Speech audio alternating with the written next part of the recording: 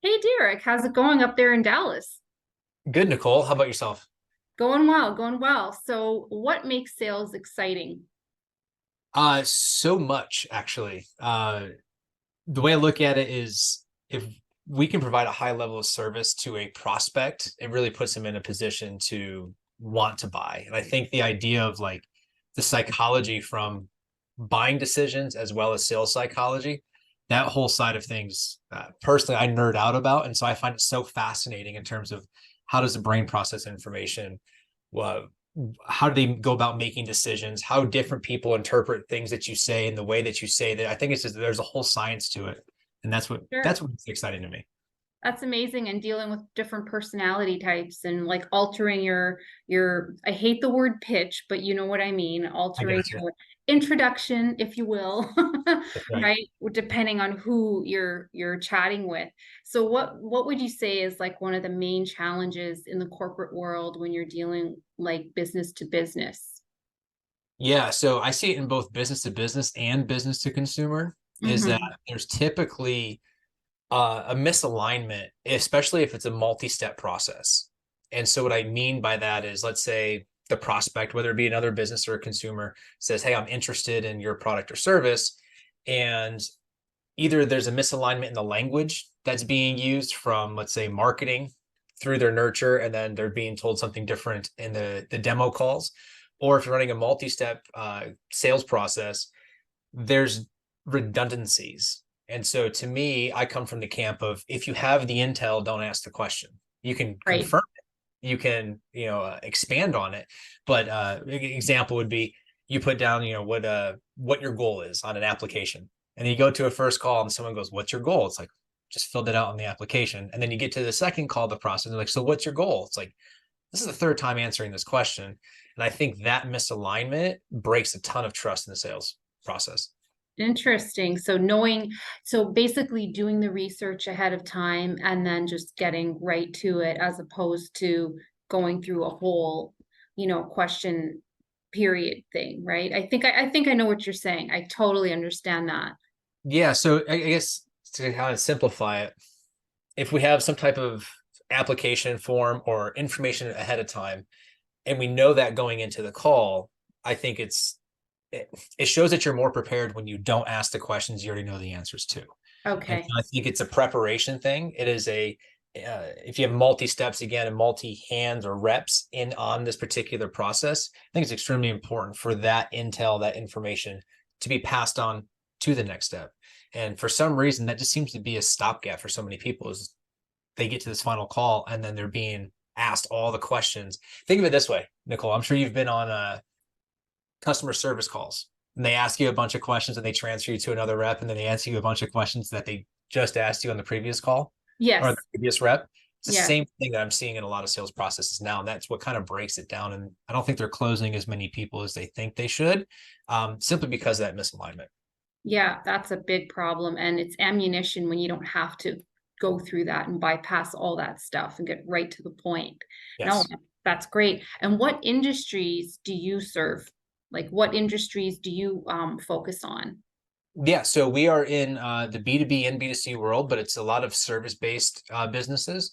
And we're fortunate enough to be remote. And so we're working with a lot of remote companies as well that provide high-level services in terms of coaching, consulting, that online space. That's very rewarding stuff. That's very rewarding. Anything to do with coaching, training, it's amazing. That's amazing. So like where would you say if I were to I'm going to put you on the spot here. Sure. If I were to ask you like what are the top 3 tips you can provide anyone in sales doing focusing let's say B2B, what would you say those 3 top things are? Immediately, my head goes to controlling what you can control. And so I think a lot of the times we want to look for those two or three like one-liners or zingers or what should I say in the call. But to me, I think it's consistency of training. I think that seems to be a big gap in the world of sales and all of Mhm. this is that there's not consistent training, there's not accountability with that training. And so I think if we can put a lot of time in terms of getting better, it just makes those calls more organic and doesn't feel as scripted. Okay. Second thing is dialing in your nurture process. So if we're working, I think the sale starts to begin before the call even starts. And so a lot of the times in lead nurture, someone schedules an appointment and all you do is don't forget it's coming up. Don't forget it's coming up. Don't forget Mhm. it's coming up. Where I believe that we can start building that trust and building up, a rapport, as people say in the sales industry, prior to that call even happening, to get engaged leads that want to actually take part in the call itself. We're creating an intrigue, we're creating value, and that creates a desire to want to be there. And the third thing is, I think a lot of your sales are going to be made in the follow-up, and people don't follow up, which blows my mind. Yeah, your income is dependent on making a sale, and you didn't close them on that first opportunity, and then you let them slide. Yeah. So getting a great follow-up system, I think, is my third tip. I love that with the follow-up. It's true because, having a good CRM in place and then taking good notes, that's the lifeline of any business. That's the lifeline of your business. So, understanding the sales cycle. So, is it 3 months? Is it 6 months? Is it a year? Whatever it is, if you have those leads, you have someone who's saying to you, they're not a suspect anymore. They're now a Right. prospect, That's right? right. And they're saying to you, yes, please touch base with me in 3 months or 6 months or whatever it is. And then you're like, yeah, of course. And then they don't hear from you. You just lost a potential um, opportunity, right? And you're Yes. right, it does happen all the time. And I think that's a tracking issue personally. If it's tracked properly, none of this stuff would fall off the tracks. None of it. I think it's tracking, and I also think it's preparation. A lot of Mhm. people feel uncomfortable making those follow-up calls or those outbound calls or those follow-up messages or whatever it is, because Yes. they don't know what to say. And a lot of the times it's like, are you ready to move forward? Are you ready to move forward? And Yeah. it's Yeah. very salesy, and it creates a transactional relationship as opposed to, again, going back to nurture. I think nurture happens before those calls and encounters happen. And then in the follow-up, it's got to be value led. It's got to be continuing to stay top of mind and personalized to the prospect. And if you can do that when it's time to make the decision, they're going to favor you over everybody else.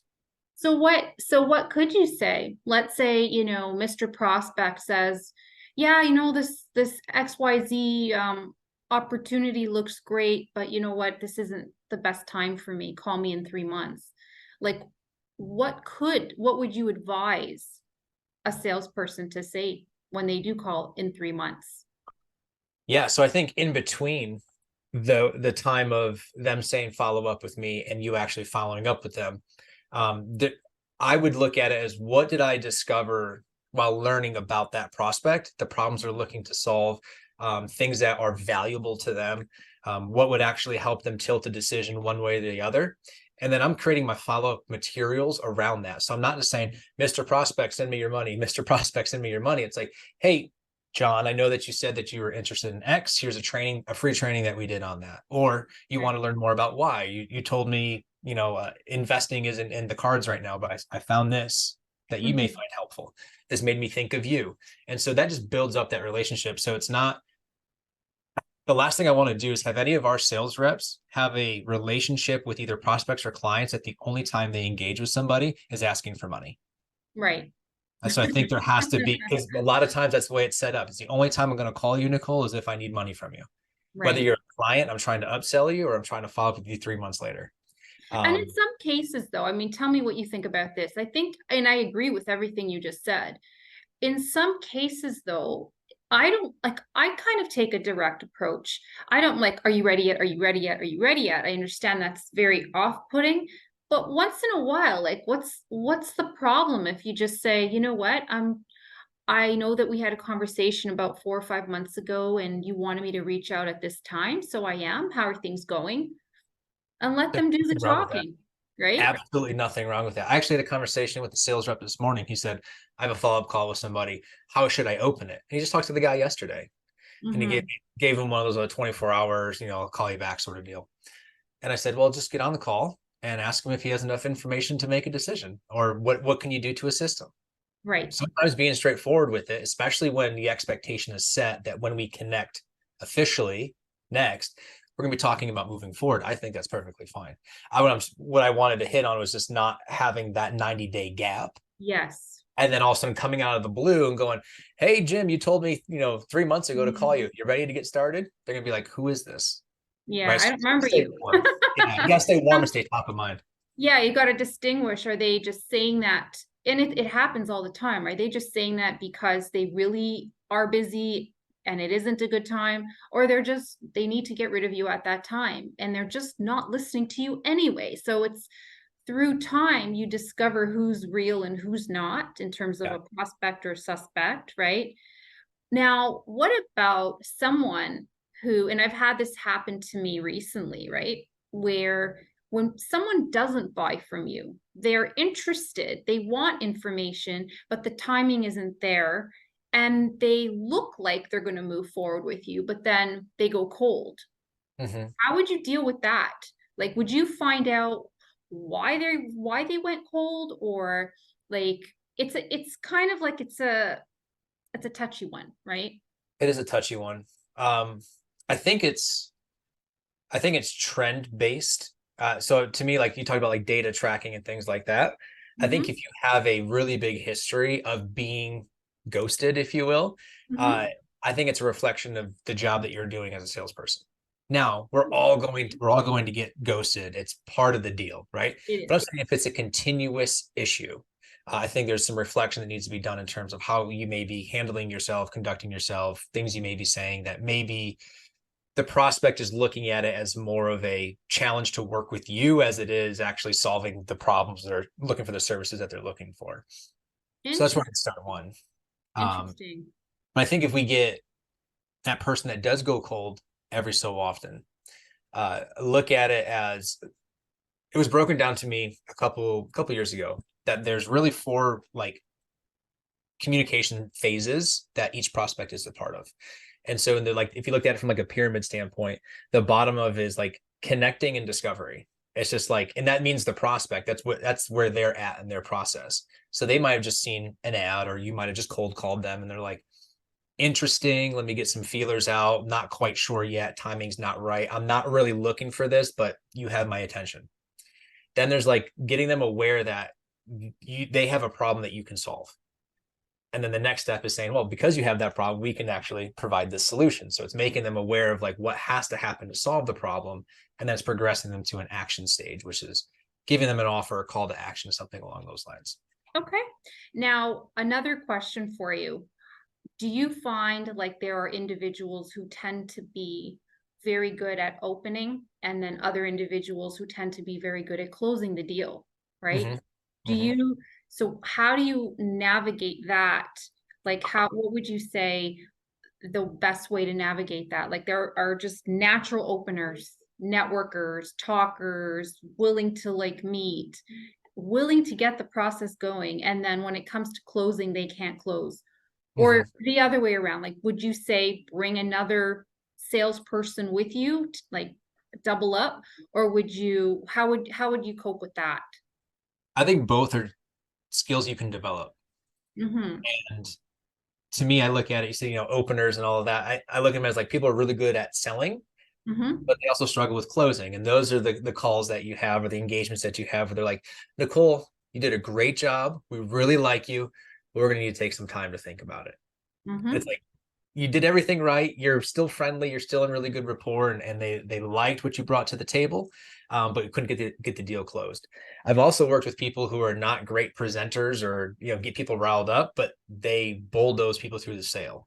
Mm-hmm. Sometimes for good, sometimes for not so good, where there's buyer's remorse and etc. Right. So I think both of those sets are teachable. They're learnable. Again, goes back to the point we talked about a few minutes ago of just having training dialed into that. I talked in a circle and I forgot your question. That's okay. I forgot my question too. But you answered it. Basically, I said, which way do you go? Like if you're an opener or if you're great at closing, and you basically said that individual could be trained. on it. So you kind of answered the question. And then I also suggested, what if they tag team with somebody else in the organization to go to these appointments? So that can work for you or can work against you. It Yes. just depends. Like, I think if you're going to tag team with somebody else, you should do it from A to Z, not show up and then, oh yeah, well, by the way, Be here's the so and closer. so, right? Because it just looks artificial, and it is Yes. artificial. It's like, I just need help, so just do the job, right? And Right. it gives off an insincere vibe. Yes, I would agree with that. Absolutely. And I think a lot of the times, just in the experience that I have with the salespeople and sales teams that we've worked with, the people that are struggling at closing the sale, Mhm. um, it's more of a mental block for them of whether it be a disconnect or or a disbelief around asking people to do something or asking for money or whatever it is, where they actually just struggle to just say, Nicole, ready to get started? Nicole, does this sound good? Nicole, what do you think of these terms? Right. And they're for some reason they do so good and they get to the end of the sale and then they just like go into this little cocoon and It's for some reason nerves. they get super, yeah, they get really, really nervous Nerves. and they're just afraid to ask. And I think most people, once they realize it's okay to ask and it's okay to get creative and it's okay to be collaborative and figure out a way to get it done, um, it becomes much easier. And it's like the fear of rejection, just like as you're Oh, picking up the absolutely. phone, right? Like, nobody likes to feel like that. But if you do it enough, you feel it enough. It doesn't freak you out anymore, right? That's And that's then right. it's the numbers game at that point. Listen, Derek, this has been amazing. What's the best place for people to reach you? Oh, good question. I guess our website would probably be the easiest place. So it's rapid, RAPID, sales.io. So you can go check that out. And all of our social media handles are at rapidsales.io. So add that dot in there, rapidsales.io, and you should find us. Perfect. Thank you so much. Thank you, Nicole. Appreciate it.